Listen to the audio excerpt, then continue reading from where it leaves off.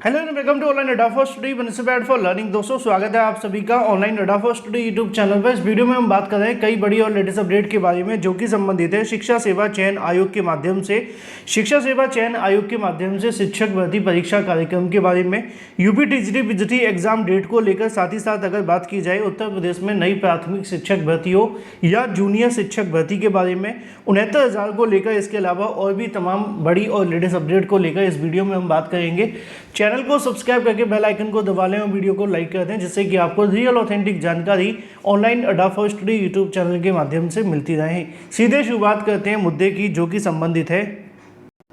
दोस्तों झारखंड टीईटी 2024 का नोटिफिकेशन आ गया है और झारखंड टीईटी में अगर आप क्वालिफाई करना चाहते हैं अच्छे नंबरों के साथ, तो आपके पास होनी चाहिए एक बेस्ट बुक। चक्षु प्रकाशन ने लॉन्च कर दी है झारखंड टीईटी की सबसे बेस्ट बुक जो आप सभी के सामने है, जिसमें आपको देखने के लिए मिलती है इस महत्वपूर्ण स्टडी गाइड जो कि 100% आपके पाठ्यक्रम पर आधारित है। इसमें आपको 2000 से ज़्यादा बहुविकल्पीय क्वेश्चन और 2 सॉल्व पेपर्स भी देखने के लिए मिलते हैं। इसमें सॉल्व पेपर्स के साथ साथ आप सभी को मोस्ट इंपोर्टेंट क्वेश्चंस भी देखने के लिए मिलते हैं और सभी क्वेश्चंस की सही और सटीक उत्तरमाला और हर क्वेश्चन का व्याख्यात्मक हल भी दिया जाता है, जिससे कि जो भी अभ्यर्थी यहाँ पढ़ रहे हैं आंसर की भी सही हो, साथ ही साथ अगर उसकी व्याख्या हो जाए तो और भी बेहतर हो। यहाँ पे आपको पूरे टॉपिक वाइज जो डिस्कशन है वो देखने के लिए मिलता है, जिससे कि आप किसी भी टॉपिक के बारे में पढ़ें तो आपको एग्जाम में कोई दिक्कत या समस्या नहीं आएगी।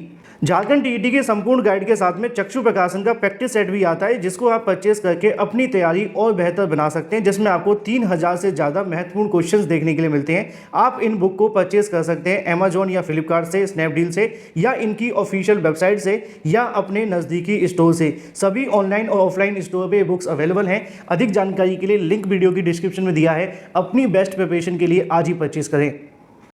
तो चलिए शुरुआत करते हैं सबसे पहली अपडेट के बारे में जो कि संबंधित है नए शिक्षा सेवा चयन आयोग के बारे में। नए शिक्षा सेवा चयन आयोग के माध्यम से शिक्षक भर्ती परीक्षा कार्यक्रम को लेकर, और सबसे पहले बात करेंगे हम टीजीटी पीजीटी को लेकर, क्योंकि बड़ी संख्या में इसको लेकर अभ्यर्थी इंतजार कर रहे थे और बहुत सारी जानकारी अब इसके बारे में निकलकर सामने आ चुकी है। और जो भी जानकारी आपको दी जा रही है वो नई शिक्षा सेवा चयन आयोग के माध्यम से ही है।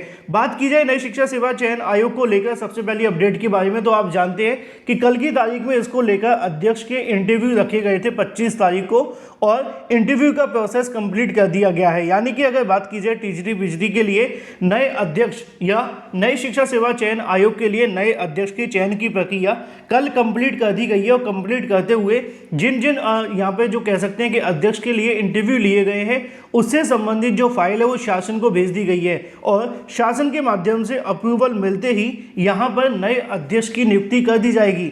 और जो मुझे जानकारी देखने के लिए मिली उसके मुताबिक इसी महीने के लास्ट में या नेक्स्ट मंथ के स्टार्टिंग में नए शिक्षा सेवा चयन आयोग को एक नया अध्यक्ष आप सभी के लिए मिल जाएगा और इसको लेकर जानकारी भी निकल कर आ गई है।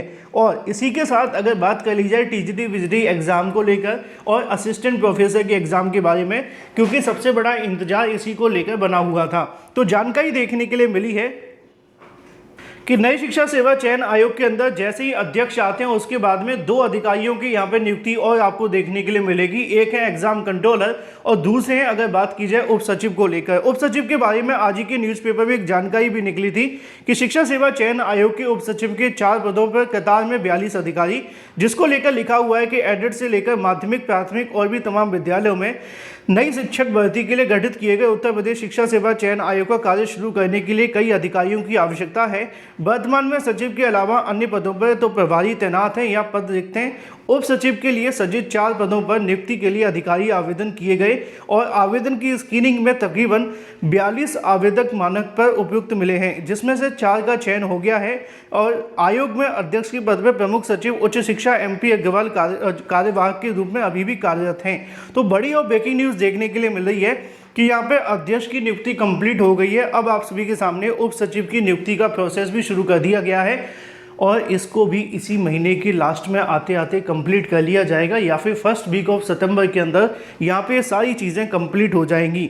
और फिर आपका जो इंतजार है यूपी की टीजीटी पीजीटी एग्ज़ाम को लेकर वो भी ख़त्म हो जाएगा। जो मुझे जानकारी देखने के लिए मिली है कि नई शिक्षा सेवा चयन आयोग के माध्यम से परीक्षाओं को लेकर कब तक काम शुरू किया जाएगा, तो इसके बारे में कंफर्मेशन मिल गया है कि जो आपकी असिस्टेंट प्रोफेसर भर्ती की परीक्षा है उसको अक्टूबर में कराए जाने की तैयारी की जा रही है।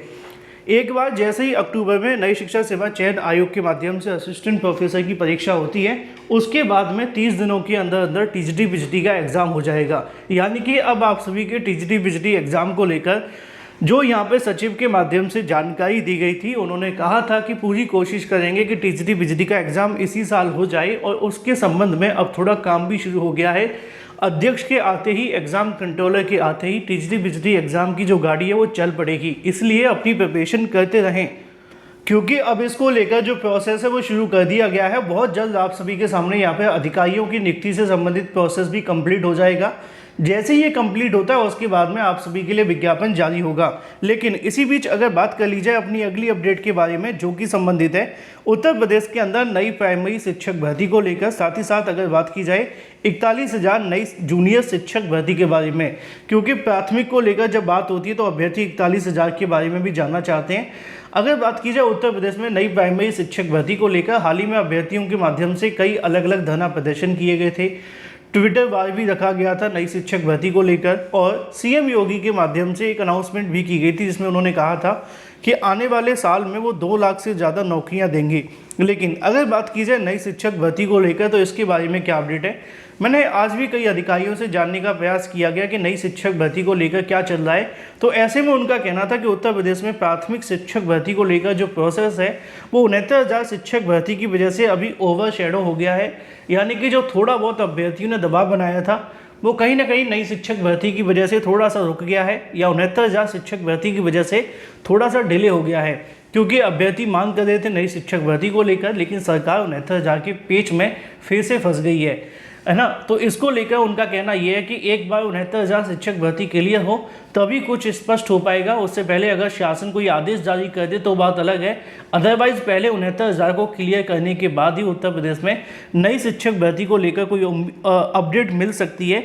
लेकिन सरकार का मानना तो था कि भर्ती का विज्ञापन निकालें, लेकिन 69,000 शिक्षक भर्ती की वजह से एक बार फिर से कहने की जो मामला है वो थोड़ा सा कह सकते हैं कि डाइवर्ट हो गया है नई शिक्षक भर्ती विज्ञापन से उठकर 69,000 की तरफ।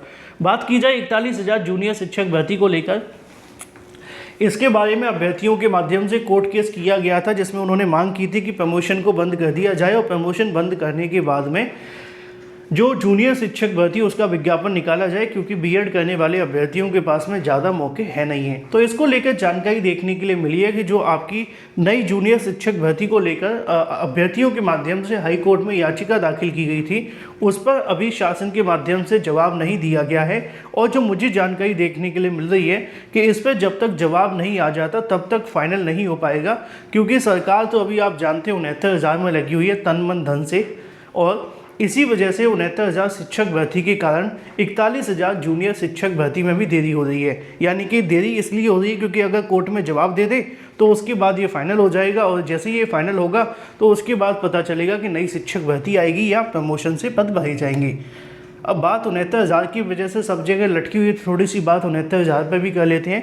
असल में 69,000 शिक्षक भर्ती को लेकर मेरिट और कट ऑफ को थोड़ा सा झटका लगा है, क्योंकि एक के बाद एक नई याचिका हाई कोर्ट, माफ़ कीजिए, सुप्रीम कोर्ट में दाखिल की जा रही है हाई कोर्ट के आदेश के खिलाफ, जो हाल ही में जारी किया गया था, जिसमें ओबीसी एससी अभ्यर्थियों के लिए नई चयन सूची बनाने का आदेश दिया था। लेकिन जो सामान्य वर्ग के अभ्यर्थी हैं उन्होंने इस मामले को सुप्रीम कोर्ट में चयनित कर लिया है, चैलेंज कर दिया है चयनित अभ्यर्थियों ने, और एक के बाद एक नई याचिका दाखिल की जाएगी, जो कि निश्चित तौर पर 69,000 शिक्षक भर्ती के लिए झटका ही कहेंगे। क्योंकि आप जानते हैं कि मामला सुप्रीम कोर्ट में अगर स्टे लगा तो लंबे समय तक इंतजार करना पड़ सकता है।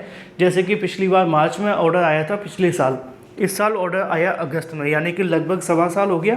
अब एक बार फिर से सुप्रीम कोर्ट गया है, वहाँ पे कितना समय लगेगा ये देखना महत्वपूर्ण है।